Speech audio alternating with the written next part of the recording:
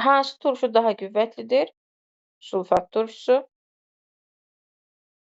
Hansı turşu daha zəifdir? Variantlara baxdıqda görürəm karbonat turşusu.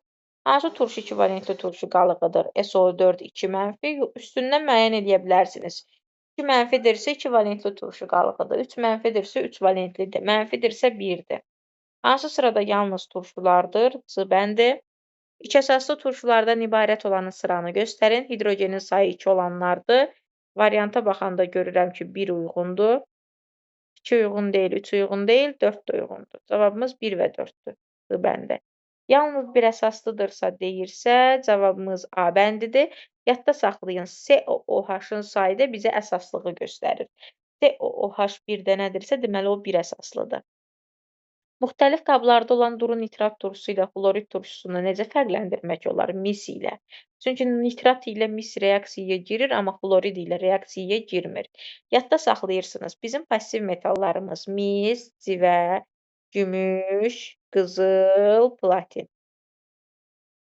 Bunlar normal turşuların heç biri ilə reaksiyaya girmir. Çünki hidrogendən sonra yerləşiblər deyə hidrogendən çıxarda bilmirlər. Əzbər bilməlisiniz. Amma mis, civə, gümüş bu üçü nitrat turşusu ilə və qatı sulfat turşusu ilə reaksiyaya girirlər. Qızıl ilə platin ümumiyyətlə reaksiyaya girmir. Mis, civə, gümüş nitrat turşusunun həm durusu, həm qatısı, qızılla platin isə ümumiyyətlə yox. Mis, civə, gümüş bir də qatı sulfatla reaksiyaya girir. Amma bu iki turşudan başqa heç bir turşu ilə reaksiyaya girmirlər. Əzbər bilməlisiniz. Passiv metallarımızdır. Hansı reaksiyadan turşu almaq olar? Variantlara baxanda görürəm elə A variantı. Çünki sulfat turşusu sulfat turşusu ümumiyyətlə bütün turşuları duzundan çıxardır. Hansı turşular həm normal, həm də turş duz verir deyirsə, deməli əsaslığı 1-dən fərqli olmalıdır, 2 olmalıdır, 3 olmalıdır. Ona görə 1 və 4. Yəni Y bəndi. Hansı sırada olan metalların duru sulfat turşusu ilə qarşılıqlı təsirindən hidrogen almaq olar? Passiv metal olan variantları çıxın. Civə var, getdi. Gümüş var, getdi. Mis var, getdi. Gümüş var, getdi. Cavab D bəndi. Hansı sıradakı metallar xlorid turşusundan hidrogeni çıxardır? Yenə passiv metalları çıxın.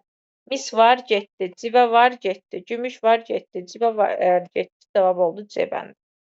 Hansı sıradakı turşular özündən sonrakı turşunu duzlarından sıxışdırıb çıxardır? Variantlara baxıram ki, hansı ola bilər? Ümumiyyətlə, bizim ən qüvvətli turşumuz hansıdır? Sulfat turşusudur. Sonra karbonat, yəni bu sırada uyğunluğu müəyyən eləsəm, nitrat, karbonat, sulfit bu sırada yəni gedəcək. Variantımız da olacaq B bəndi. Adi şəraitdə maye halda olan turşuları müəyyən edin. Sulfat, nitrat, qarışqa. Bu da adi şəraitdə maye haldadır. Adi şəraitdə bərk halda olanları silikat, orta fosfat. 2, 3. Yəni bunların hamısını bilirsiniz. Biraz tez-tez gedirəm. Ola bilsin ki, hansısa sualda nəsə bir balaca bir şey qarışdırım. Səhv edib eləsəm deyin, səsinizi çıxarın.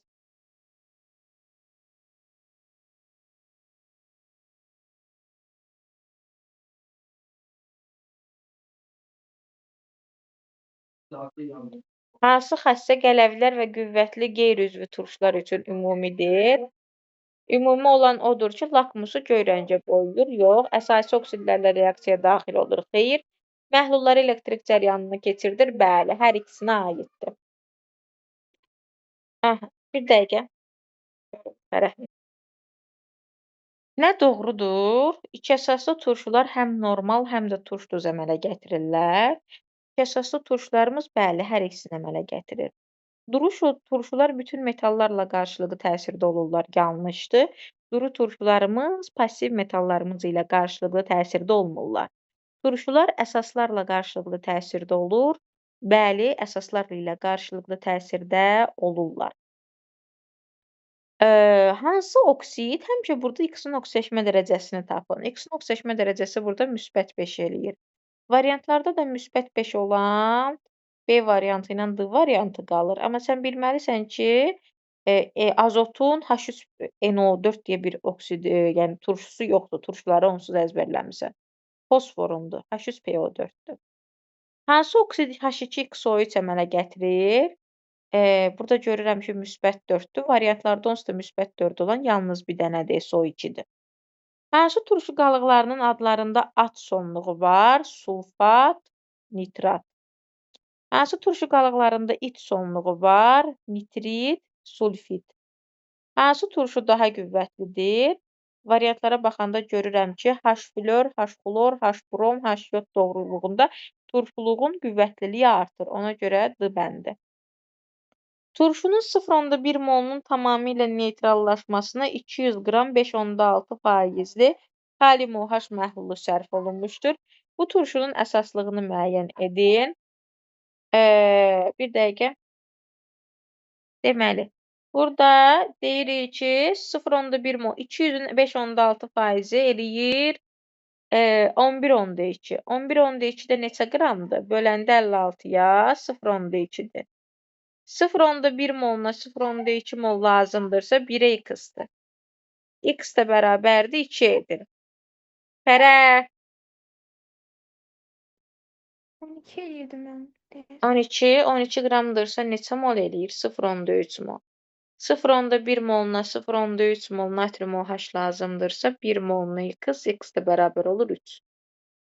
Eyni kütlədə götürülmüş metallardan hansının xlorid turşusu ilə qarşılıqlı təsiri zamanı daha çox hidrogen ayrılır? Variantlara fikir verəndə hamısı 2 valentlidir. Hamısı 2 valentlidirsə, deməli mol miqdarı böyük olandan o qədər mol miqdarı hansında böyük olacaqsa, onda ondan daha çox hidrogen ayrılacaq. Mən bunları eyni kütlədə götürsəm, molekul kütləsi, atom kütləsi kiçik olanın mol miqdarı daha böyük olar deyə cavab B bəndidir. Hansı sıradakı bütün metallar xlorid turşusundan hidrogeni çıxarmır? Yəni passiv metaldırlar. D bəndi.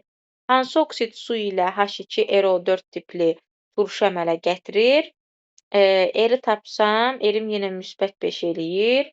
Müsbət 5 olanda variantlarda görürəm ki, H2SO4 müsbət 5 eləmir, üzr sayın, müsbət 6 eləyir. Müsbət 6 da A variantı, sulfat turşusu. Hansı oksid HRO4-cü, xlor 2O7-dir?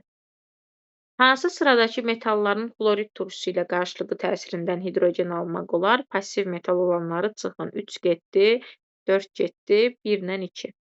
Hansı oksidlər suda həll olaraq turşular əmələ gətirir? Turşu oksidi olmalıdır. Sadəcə burada silisium O2-yə görə çıxırıq, çünki silisium O2 suda həll olmur. Cavab olur B bəndi. P-nin üzərinə fosfor gələndə P2O5 alınır. Onun da su ilə reaksiyasından turşu H3PO4 alınır. Hansı turşular parçalandıqda bərk qalıq qalır? Nitratda, karbonatda qalmır, yalnız silikatda qalır, çünki parçalanmasından silisium O2 və su əmələ gəlir.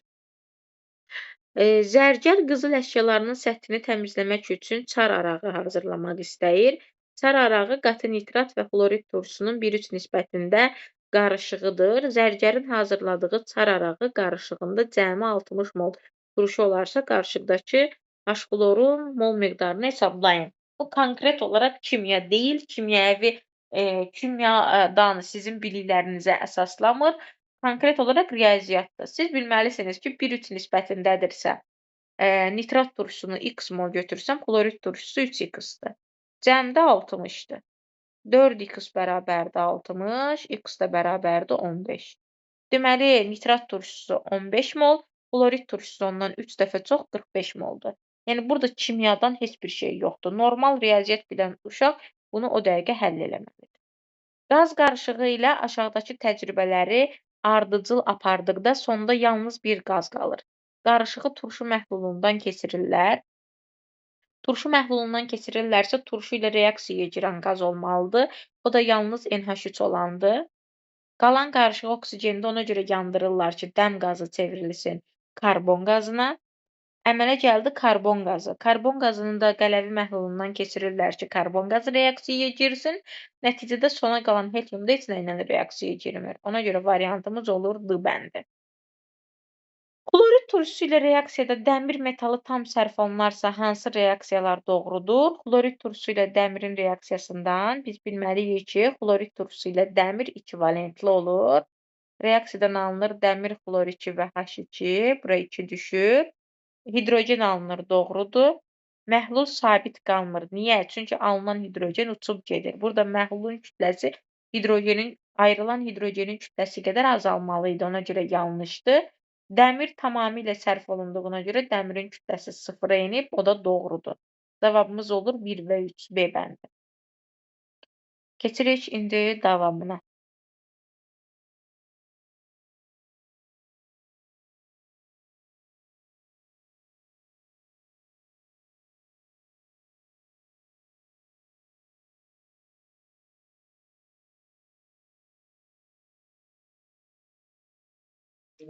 İki əsaslı qüvvətli turşunun formulunu müəyyən edin. Sulfat.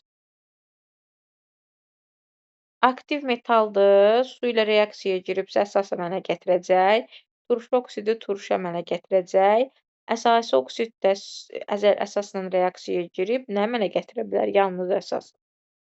Turş duz əmələ gətirməyən turşuları göstərin. Bir əsaslı olmalıdır. Yalnız bir. Hansı reaksiyalar gedir? Passiv metal reaksiyaya girməz. 3 gedər, çünki əsasi oksidlər turşuları ilə reaksiyaya girir. Passiv metal duru turşularla reaksiyaya girmir. Aşxlor da sulfat turşusundan zəif olduğuna görə heç vaxt sulfat turşusunu duzundan çıxarda bilmir. Cavabımız olur yalnız 3. Hansı reaksiyalar getmir? 1 getmir, 2 getmir, qalanları gedir. Çünki passiv metallarımız turşularımız ilə reaksiyaya girmir. Artıqlaması ilə götürülmüş xlorid turşusunun 13 qramının sink ilə reaksiyasından neçə litr hidrogen ayrılır? Reaksiyanı yazmağa ehtiyac yoxdur. Sink özü 65 qramdır. 65 qramından, yəni 1 molundan valentliyinin yarısı qədər hidrogen ayrılır. Sink neçə valentlidir? 2 valentlidir. Valentliyinin yarısı 1 moldur, yəni 22,4 litrdir. 65 qramından 22,4 litr ayrılır. Bəs 13 qramından nə qədər ayrılasıdır X? Bu da olasıdır 4,48 B bəndi. 200 qram 7,3 faizli xlorid turşusu ilə 2 mol sinkin qarşılıqlı təsirindən neçə litr hidrogen ayrılır? 200-ün 7,3 faizi eləyir 14,6. Mən burada sinkim gözümlə göründüyüm kimi artıqdır. Ona görə siz bu dəfə sinkə görə hesablamanı aparmayacaqsınız. Bu dəfə reaksiyanı yazmaq lazımdır. Çünki xlorid turşusuna görə reaksiyanı yazacaqsınız.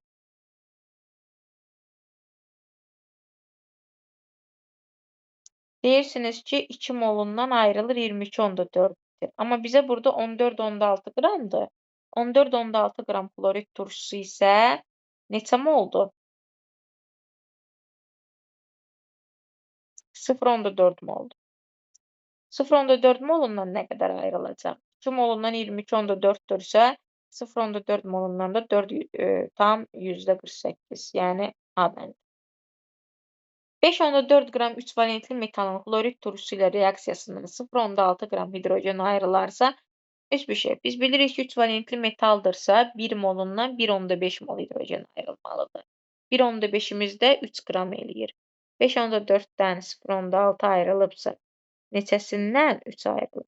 İşte buradan çıxır 27. Sonra gəldik 43-ə. Birinci və üçüncü qablarda hidrogen ayrılır. Deməli, passiv metal ola bilməzlər. Yəni, ona görə gümüş olan getdi, civə olan getdi.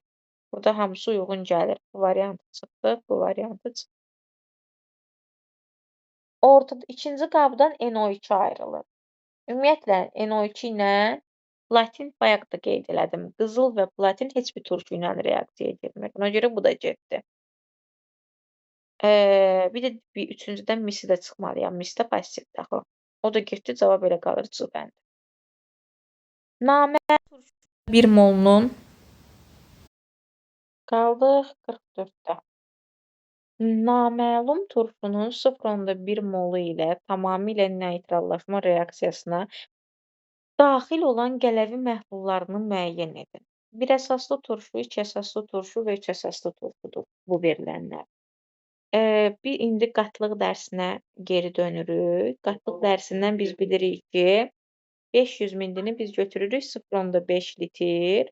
Mol miqdarını tapmaq üçün S bərabərdir NU bölü V düsturuna əsasən NU bərabərdir S vur V.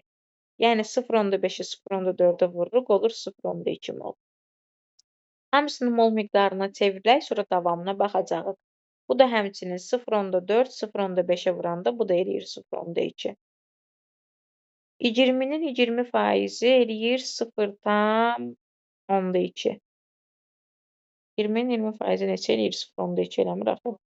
4 qram eləyir. 4 qram natrium OH 0,1 moldur. Yenə 0,5-i 0,5-ə vururam, olur 0,25.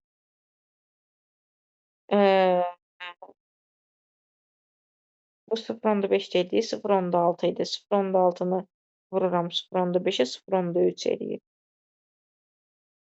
Onun 56% 5,6 eləyir. 5,6-nı da mol miqdarına çevirəndə 56-ya bölünəndə 0,1-dir. Hamısını mol miqdarına çevirəndən sonra deyirsiniz ki, 0,1 moluna 0,2 mol lazımdırsa, deməli 1 moluna 2, burada da 2-dir, burada 1-dir, burada 3-dür, burada 1-dir. 2 mol lazım olanlar, yəni 2 mol kalium OH qələvi məhlulu, yəni natrium OH və yaxud da kalium OH lazımdırsa, deməli bu 2 əsaslı turşudur ki, hidrogenin sayı 2-dir ki, ona 2 mol natrium OH lazım olub. 1 ilə 2 aiddir 2 əsaslı turşuya. 3 ilə 5 aiddir 1 əsaslı turşuya. 3 isə aiddir 3 əsaslı turşuya. Uyğun variantımız da olur. 3 dediyim, yəni 4 də buradakı 3. Uyğun variantımız da olur B bənd. Turşunun 0,2 molunu tam neytrallaşdırmaq üçün 34,2 qram barium OH2 sərf olunarsa, turşunun əsaslığını tapın. 1 moluna nə qədər sərf olunur, onu tapmalıyam. Deyirsən ki, 0,2-sinə 34,2-dirsə, 1 moluna nə qədərdir? 1 moluna 0,2-yə 34,2-dirsə, 1-ə x yazdıqda x elə bərabər olur 1-ə. 1 moluna 1 moldursa, barium OH2-dəki OH-ın sayına bax. 2 dənədir. Deməli, turşu da 2 əsaslı turşu imiş ki, mola mol gedibdir. Dəmir lövhənin səthindəki pası təmizləmək üçün xlorid turşusundan istifadə edilir. Xlorid turşusu dəmir lövhənin üzərindəki pasla reaksiyaya girərək dəmir 3 xlorid və su əmələ gətirir. 107 qram dəmir 3 hidroksidi təmizləmək üçün neçə qram 10%-li xlorid turşusu məhlulu lazımdır? Deməli, dəmirin üzərindəki pası bizim əmələ gətirir dəmir OH3. Dəmir OH3 də H xlorla, yəni 3 mol H xlorla reaksiyaya girir. Əmələ gətirir dəmir xloridsi və suyu. Reaksiyanı əmsallaşdırdıqda necə olur? Bura 2 düşür, burada 2 düşür. Bunda bura 3 yox, 6 düşər. Yəqin bura 3, 6 düşər. Suyun da qabağına düşəsidir neçə? Yox. Yani orada da 6 olur. Bu tərəfdəki O da ixtisar gedəndə elə 3 hə, qalır. bu bayaqkını nəzərə almamışam. Bura 3 düşür, hidrogen. Burada da 3, burada 3 qalır. Əmsallaşdır. Dəmir xloridin kütləsi nə qədərdir? 112 plus 35,5-i vurun 3-ə. Görək neçə edir? Gözləyim, mən hesablayım istəyirsən. Hə, 35,5-i vururuq 3-ə. 106,5, üstünə də gəlirik 56-nı. 162,5 eləyir. Düzdür. Hə, mənə bu dəmir xlorid lazım deyil. Dəmir 3 hidroksidi vermişmiş. Dəmir OH3-ün kütləsi lazımdır. Yəni 17-ni vururam 2, vururam 3-ə 51, üstünə də 56 gəlirəm. Bəli, 107 eləyir. 1 mol 100, yəni 1 mol 107 qram üçün nə qədər xlorid turşusu lazımdır? 3 mol xlorid turşusu lazımdır. Reaksiyadan göründüyü kimi. 3 mol xlorid turşusunun kütləsi nə qədərdir? 36,5-i vururuq 3-ə. 109,5 eləyir mən. 109,5. 109,5-imiz neçə faiz imiş? 10% imiş. Deyirik ki, 109,5 bölünsün ümumi məhlulun kütləsi, yəni x vurulsun 100 bərabər imiş ona. Buradan da x-imiz kaçıdır? 1095. Düzdür. Deməli, mən 1095 qram xlorid turşusu məhlulu götürməliyəm ki, Onun 10% 109.5 eləsin. Aydın oldu? Bu yeni suallarda belə qəribə-qəribə rəqəmlər qoyublar. Xəbəriniz var? Hansısa yeni sual salıblar, sonra qəribə-qəribə rəqəmlər çıxır nəticədə. Adam da şübhə eləyir ki, bu rəqəm niyə çıxdı? Axı əvvəllər belə deyildi. İndi isə qəribə-qəribə rəqəmlər qoyublar. Mühəndis sink metalından hazırlanmış məmulatları korroziyadan qorumaq üçün onların səthini fosfatlamaq üsulu ilə örtmək istəyir. Bu prosesdə fosfatlama üçün ortofosfat turşusundan istifadə edilir. Ortofosfat turşusunun sink metalı ilə reaksiyasından sink ortofosfat və hidrogen qazı əmələ gəlir. 390 qram sinkdən neçə qram sink ortofosfatın alındığını hesablayın. Reaksiyanı yazıram. Sink ikivalentli metaldır. H3PO4-ümüzdən də 3 dənə hidrogeni çıxanda o 3 valentli turşu qalıq olur. Sinkin üstünə 2 qoyuram, PO4-ün də üstünə 3 qoyuram. İndi bunları duzlar dərsində onsuz da başa salacağam, amma indidən yenə deyirik. 3 gəlir bura, 2 gedir bura və duzun formulu hazırdır və hidrogen ayrılır. O zaman bura onda 3 düşür, bura 2 düşür, burada 3 düşür. Deyirsiniz ki, 3 vur 65. 3-ü 65-ə vuranda neçə eləyir? 75 vur 3 eləyir 195. 195 qramından alınır 1 mol sink ortofosfat. İndi sink ortofosfatın neçə qram olduğunu hesablayaq. PO4 31 üstə gəlinsin 64. Bunu da vurduq 2-yə 190. Bunu da üstünə 195 gəlir. 385 eləyir. Deyirsiniz ki, 195 qramından 385 qram sink ortofosfat alınır. 390 qramından nə qədər alınır? X. X-da 385-i 2-yə vuranda neçə eləyirsə o eləyir. 770 eləyir. Deməli, mən 770 qram sink ortofosfat alacaqmışam. Reaksiyanın da qurulması belədir. Bu duzlar dərsində indi bu duzların formulunun qurulmasını bir-bir yenə sizə başa salasıyam. Gəldik nəhayət bu tərəfə. Ekologiya mühəndisi sənaye zavodundan çıxan kükürt dioksid qazını sulfit turşusuna çevirməklə zərərsizləşdirmək istəyir. Bu prosesdə SO2 suyu ilə reaksiyaya daxil olur və sulfit turşusu əmələ gəlir. Mühəndis gündə 320 qram SO2 zərərləşdirə biliriz. Bu zaman alınan heç bir şey, reaksiyanı yazırsınız. CO2 plus su alınır buradan H2SO3. Deyirsiniz ki, SO2 64 qram. 64 qramından 1 mol H2SO3. Yəni 74 cəmi neçə eləyir? 18-dən 64 cəmi. 82 qram. Səhv eləmirəmsə 82 eləmirəm. 64-dən 82 alınır. 320-dən isə X buradan da hesablayıb tapırsınız. Gəldik 49-a. İkivalentli metalın 10 qramının su ilə qarşılıqlı təsirindən X10-u, X-in üzərinə gəlmişəm su, reaksiyadan alınır XOH2 və hidrogen. Reaksiyanı əmsallaşdırmağa çalışanda sadəcə bura 2 düşür suyun qatı. Deyirsiniz ki, 10 qramından 18.5 alınıbsa, X-in özündən X plus 34 alınır. Ona 18.5-dirsə, X-a X plus 34-dür ki, bu tənlikdən də X-i həll eləyib tapırsınız. 50-də də bu cür tənliyi qurursunuz. Bu dəfə qələvi metaldır deyə reaksiya belə olur. Alınır XOH və hidrogen. Əmsallaşdıranda bura 2 düşür, bura 2 düşür, bura 2 düşür. Deyirsiniz ki, 19.5-dən ayrılıb 28 qram. 2x-ından isə əmələ gəlibdir 2x plus 34. Yenə bu tənlikdən x-i tapırsınız ki, x qələvi metalımız neçə imiş. Gəldik 51-ə. Məhlulun kütləsi 160-dır. Natrium OH məhlulunun qatılığı omeqadır. H2SO4-də də omega. Mən bilirəm ki, bunlar arasındakı reaksiyada tam neytrallaşma üçün OH ilə hidrogenin sayı bərabər olmalıdır.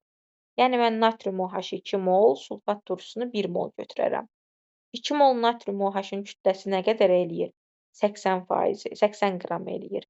Omeqanı tapmaq üçün 80 160-ın neçə faizidir? 50%. Deməli, burdakı omeqam 50% imiş. Aşağıdakım da 50% olmalı. Sulfat turşumu neçə qram götürmüşəm? 96 qram. Məhlulun kütləsini tapmalıyam deyə deyirsiniz ki, 96-nı bölmüşəm məhlulun kütləsinə, yəni x-ə, vurmuşam 100-ə bərabər olub 50-yə. Onda x-im elə çıxasıdır 192 qram. Gəldik 52-ci suala. Turşunun miqdarı 0,1 moldur. Tam neytrallaşmasına sərf olunan kalium OH-ın məhlulu 400 qram, kalium OH-ın omeqası isə 2,8 qramdır. 400-ün 2,8 qramını tapanda görürəm ki, 5,6 yox, 11,2 edir. 11,2 yəni 0,2 moldur. 0,1 moluna 0,2 mol kalium OH lazımdırsa, 1 moluna x bərabər olur 2-yə. 2 mol kalium OH lazımdırsa, deməli 2 əsaslı turşudur. Gəldik bu 53 və 54-cü suala. Bizim demək olar ki, çox yerdə rastlaşdıq bu suala. Yəni bizə bu sual çox qarşımıza çıxır. Gəlin baxaq.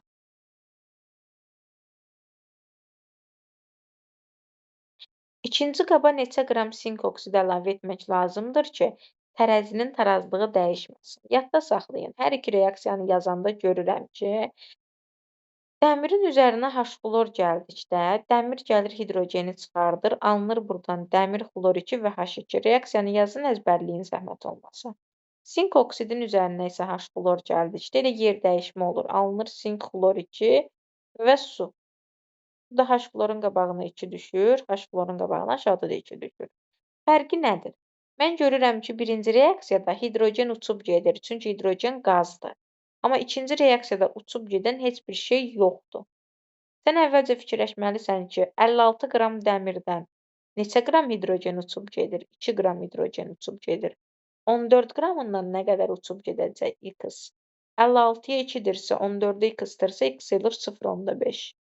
Deməli, mən bu H-xlor məhlulunun kütləsini hər iki qabda M qəbul eləsəm, birinci qabda M-in üstünə 14 gəlirəm, 0,5 hidrogen uçubdur deyə 0,5-i çıxıram, cavab olur 13,5. Yəni M plus 13,5, yəni 13,5 qram artım olur. İkinci qabda isə heç nə uçub getmir deyə, mən elə sink oksidi 13,5 əlavə eləməliyəm, çünki nə əlavə eləsəm qabda qalacaq. Uçub gedən heç nə olmayacaq. Bu tərəzilərin bərabər olması üçün birinci qabda artım 13,5-dir deyə, ikinci qabda da 13,5 olmalıdır. Ona görə əlavə elədiyim sink oksid 13,5 olmalıdır. 54-də də həmçinin kalsium ilə H-xlorun reaksiyasında kalsium xlor 2 və hidrogen alınır ki, 40 qramından 2 qram hidrogen uçub gedirsə, 20 qramından 1 qram uçub gedir. M imişsə, M-in üstünə 20 gəlmişəm, 1 qram da hidrogen uçubdursa, M plus 19 qalıbdır. Deməli, ikinci qabda da 19 qram artım olmalıdır. 19 qram artım olması üçün elə sink oksididə 19 qram əlavə eləməliyəm deməkdir. Cavabımız da olur 19 qram. Gəldik 55-ə. 1 mol alüminium OH3-dür. Sulfat turşusu ilə reaksiyasından alınan duzun 1 molunda olan atomların mol sayı 8-dir. Ümumiyyətlə, alüminium ilə sulfat turşusundan indi duzlar dərsində keçəcəyik. Alınan duzlarımız bunlardır. Ya alınasıdır alüminium 2 SO4 3, ya alınasıdır alüminium HSO4 3 dəfə, ya da alınasıdır alüminium OH2